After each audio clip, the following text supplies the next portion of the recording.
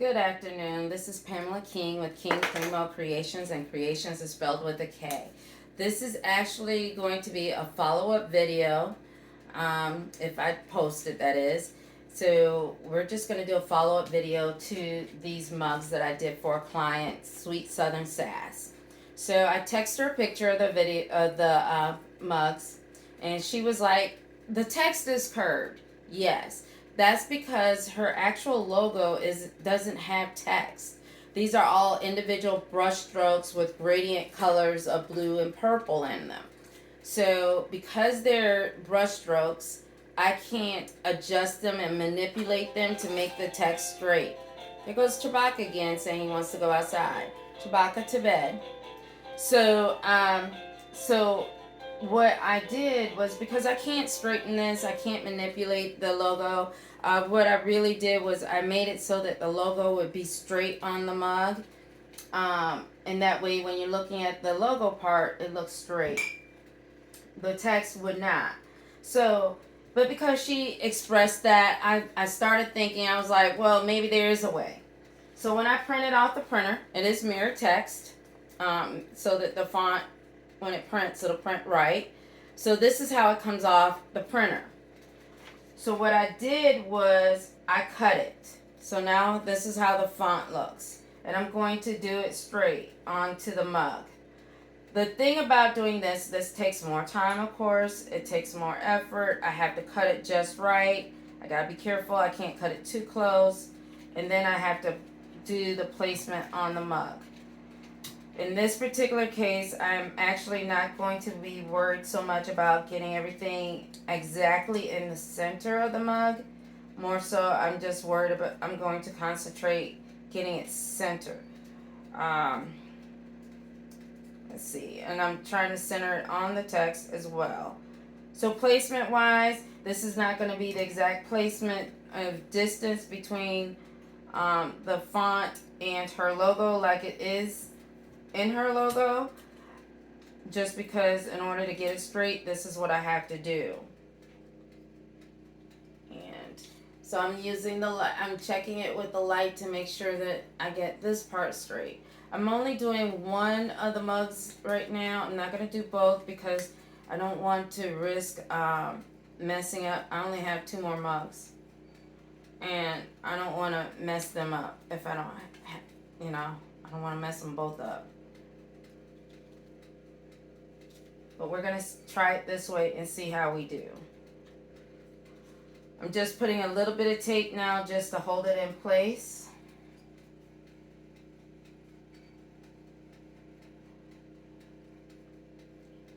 And you see me pull up the text because I want to make sure that I'm reading it.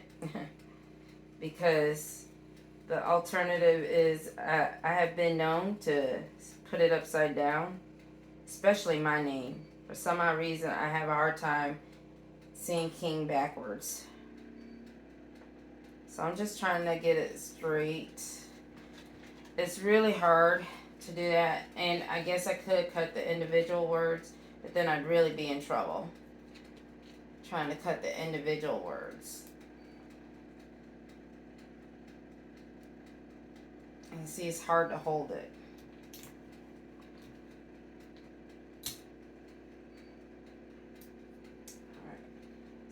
I think that pretty much gets it straight. So the key to remember is that this is a curved surface. So it is curved. That means it's not going to be straight ever. To get it for it to be straight, you have to be on a straight surface. So when you're dealing with a curved surface, you're not going to get it straight. It's just not possible.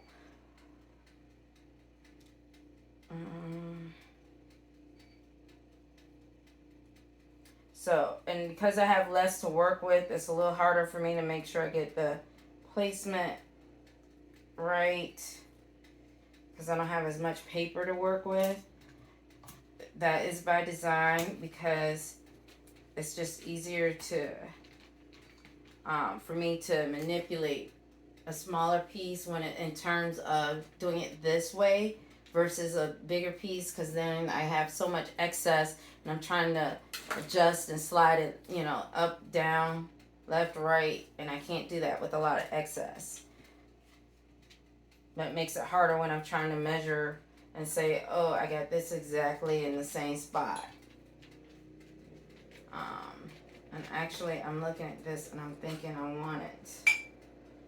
really want it a little higher.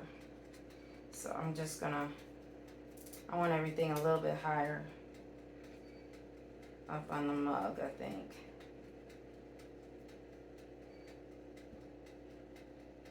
I think I want it higher on the mug.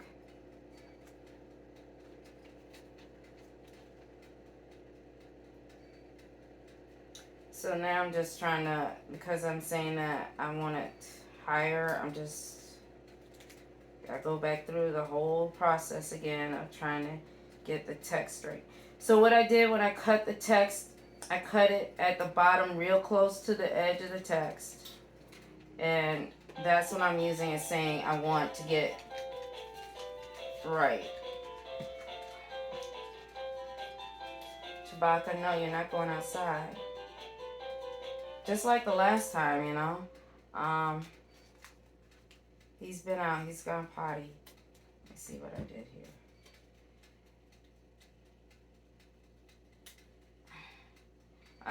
I ripped the paper a little bit, and I'm just trying to make sure I didn't rip the actual logo or into the color. But I have a little room there, so I didn't rip the logo. I just ripped the white part, thankfully. So now I'm just trying to get her logo straight. I'm trying to get it where I want it.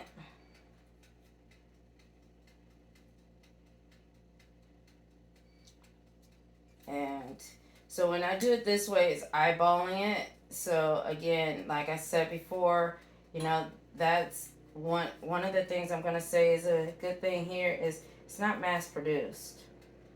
So that means it's not done by a machine, it's done by a person. And that means that, okay, and I don't think I had to adjust the text on this part.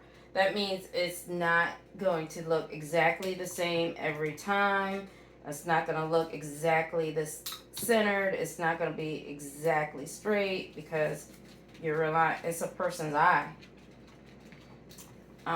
My drill sergeant would tell you, I told him I don't see straight lines, and I still don't. I don't walk a straight line. I don't drive a straight line. I can drive between the lines. I can walk between the lines.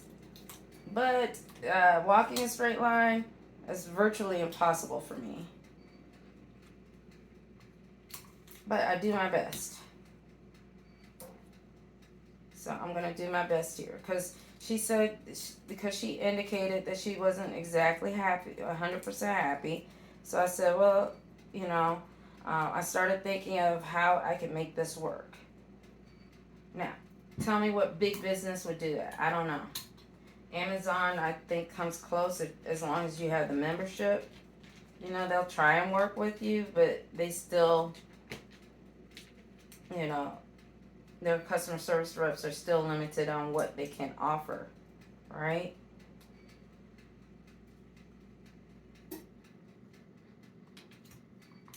And if this works, I actually just blew through 2 of my substrates that I can't sell to anybody else.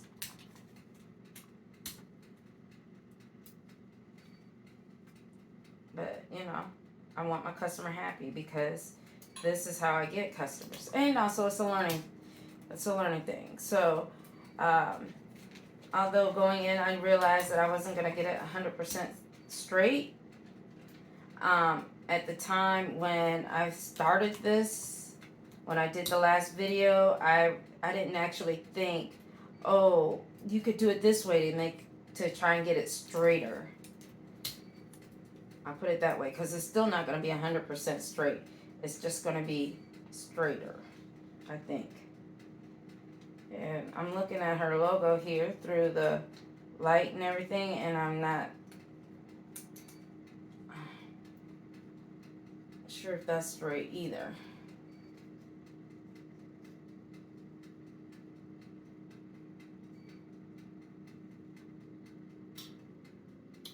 So, so I'm just trying to get it straight here. I hope it's straight. If it's not straight, then I'll choose the better of the ones and go from that. So, you know, cutting it individually like this makes it a little easier, makes it a little harder.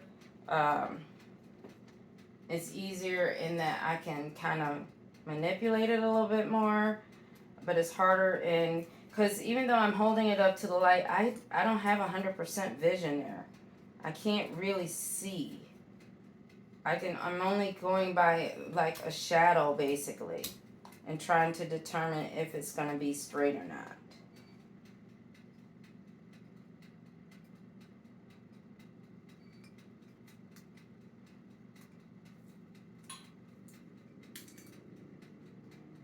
So you see me lifting the tape here, and the reason I'm doing that is because I have a little bit of a bubble. And again, that's partly because I'm dealing with less surface, whereas before if I had a little bit of a bubble, it wouldn't have mattered because it would have been on the white. So you can see here. I mean, you see less than I do, but I mean, I really can't see the text in there. I'm just getting a shadow of a glimpse, and I'm saying, okay, that looks like it's straight. Looks like it's straight or close to straight. That's the best I can get to. So now the next step is going to be to shrink wrap this bad boy, and then we're going to bake it for 11 minutes. Like I said, I'm doing one. You're going to see one. If it works, then I'll do the second one, but you won't see me do that. I'm not going to keep you on that long, and I'll show you the comparison between the two of them. Uh-oh, I dropped it. Hold on. There we go.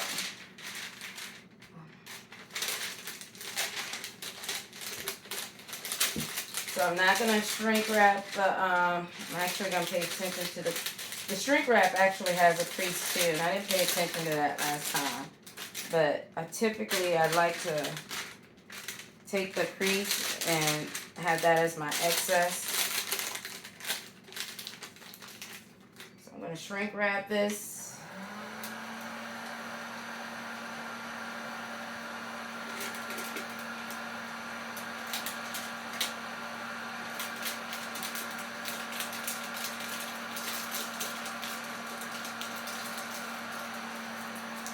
Painful on my fingers.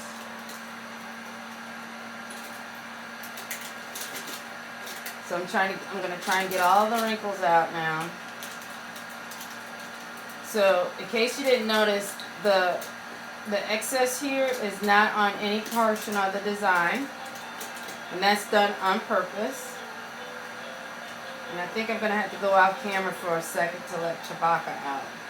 This is being pretty insistent.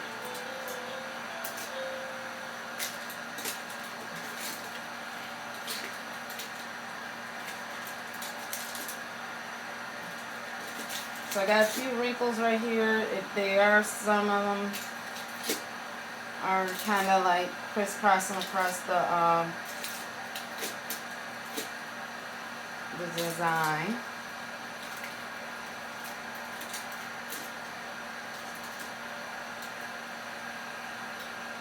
And I'm just gonna make sure I get them really tight.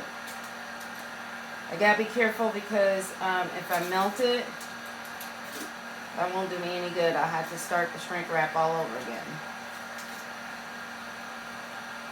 And if you want to see what I mean by melting it, let's see.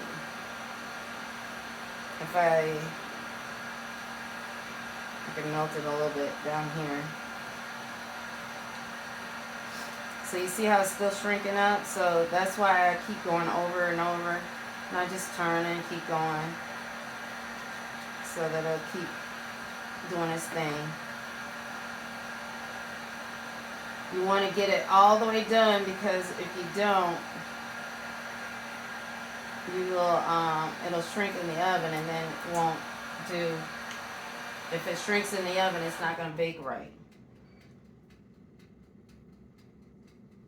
So I'm thinking that these wrinkles are like just on the edge. It shouldn't matter too much.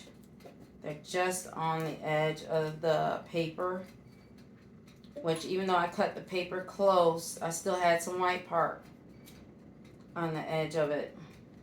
And I did that on purpose, so um,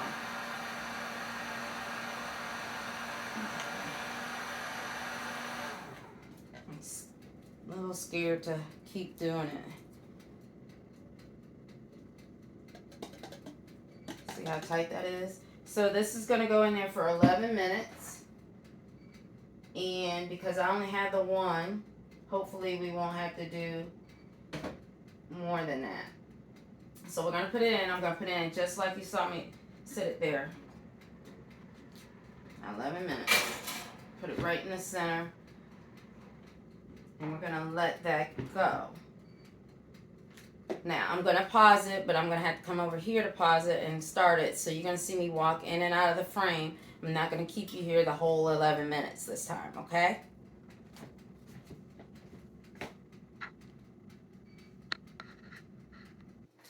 All right, so I'm coming back into the frame. Thank you so much. So we're right at about 11 minutes. I'm going to not worried about a few extra seconds here, only because I've already checked it out and I'm looking at it and I can see what the cup looks like. I'm going to change hands. So as I said, I'm doing this because her logo design doesn't use real font or text. It's brush strokes. And we as business owners, we tend to, when we have someone do our stuff, we're like, this is what we want, but we don't really think about the technical aspects. And I'm like this. I'm encouraging you as business owners or even as individuals to take more of an interest into those aspects, because you're going to use it again. So in this instance, it's the logo. If you're going to use it again, you got to know what those design aspects going to mean to you later on down the line. In this case, it means that, if I'm trying to work with as I get it, that's going to limit, I'm not going to be able to get it straight. I'm not going to be able to, it's got to go as a curve on a curve. And then it's not going to look straight because it's going to be a curve. When I make my designs and stuff, when I'm designing things for tumblers, I actually design it with that aspect in mind, with the shape of the tumbler in mind.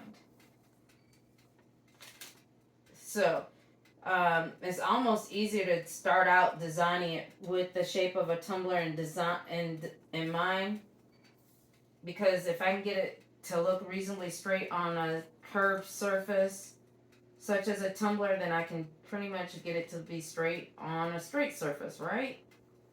If I'm using real font, it makes it really easy, because real font means I can break it down, I can manipulate it word by word, even letter by letter.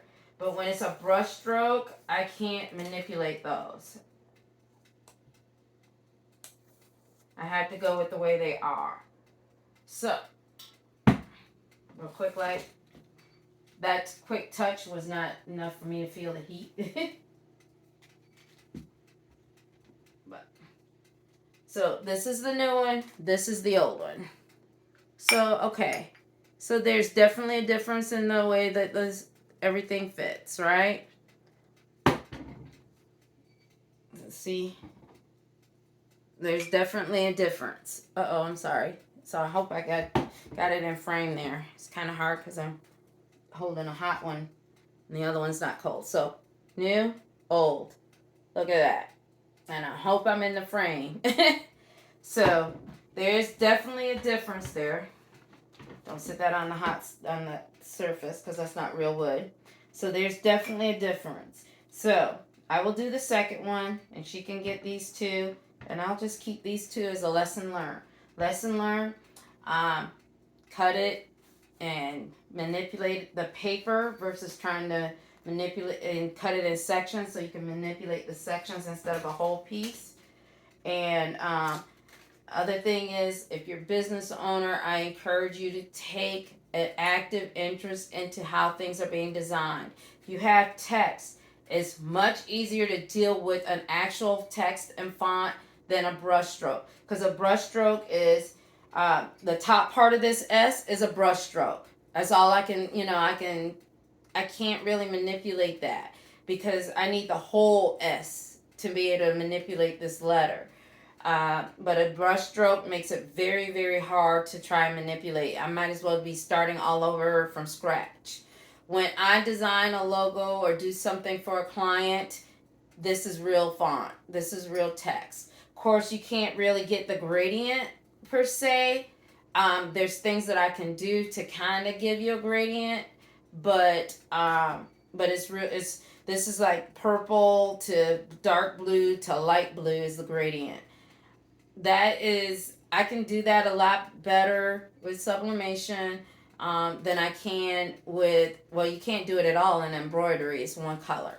So when you're dealing with all these gradient colors, they look great as an artist aesthetically, they look great.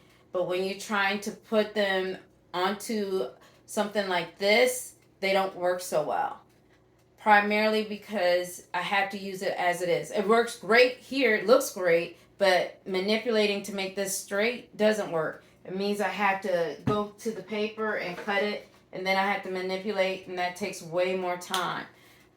So, that's not saying that it can't be done. That just says we got to think about it a little bit more, do a little bit more for it. You know what that means in terms to the client? That means in terms, typically you would have to pay more because we're doing more. We're not just printing this, putting it on here, and going. We're actually doing more to it to make it look the way you want it to look. So now, I did not charge Sweet Southern Sass any more than what I charged for this mug.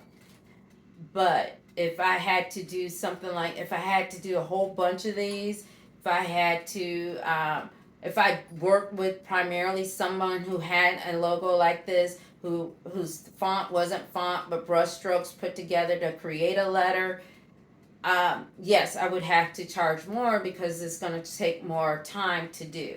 So, think that's why I'm saying business owners, when you're having your logos done, pay attention to those little details. You want font, not brush strokes. Brush strokes look cool when they're all together. It looks great from the art standpoint, but it's not, it's great on the web, looks great website wise, digital wise. But when you're trying to take that and move it over, in actuality, if you look at bigger businesses, they have their logos are done different ways, in multiple different ways. You got transparent backgrounds, you got color backgrounds, you got all that stuff going. So you got to think about that when you're building your logo and when you're saying, okay, I'm good with it. Because you got to make sure, and it's hard to say, oh, well, later on down the line, I might want some mugs, because you're not really thinking that when you're starting up. You're just saying, oh, I need something that looks great for my web page, So, but that's something I encourage all business owners to think about. My own business logo,